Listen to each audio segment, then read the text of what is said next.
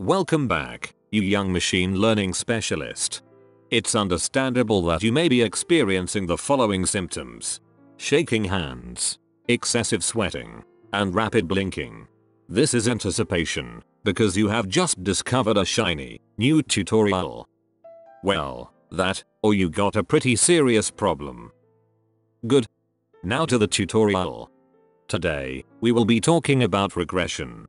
Using regression, you can predict values which are continuous. For example, it can be used to predict your future marks or grades.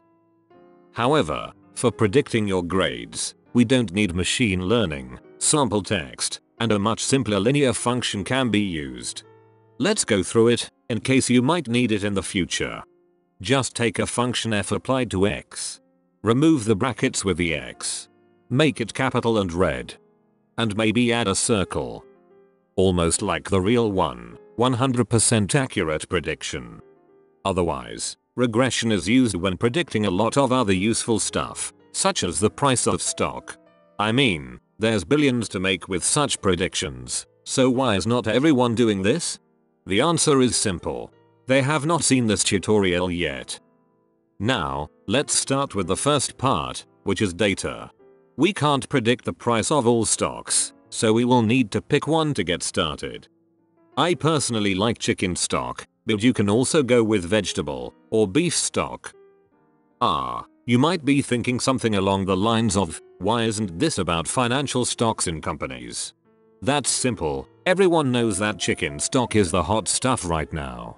Once you bring it to a boil. Anyway, back to how to get the data. You have two options. Go to the local store and ask for their price history of the chicken stock. Secondly, you can go every day into the store, at least for a few months, and write down the price. Don't worry, it doesn't matter which approach you pick. People will think that you are a weirdo anyway. Now, if you got the data prepared, let's go through the network model we will be using. If you recall the previous tutorial, you can immediately spot that this problem cannot be classified as deep learning, because it does not involve anything deep. Therefore, a simple network with few layers will be sufficient. However, if we want to predict the price of something else, such as the deep fried chicken in KFC, we would be dealing with deep learning, and a much more complex model is needed. This concludes the tutorial. Hurry up, and don't miss on the opportunity of being a stock trader, or knowing when will the stock price be the lowest, so you can stock up on stock. Did everyone get that? Stock up on stock, haha.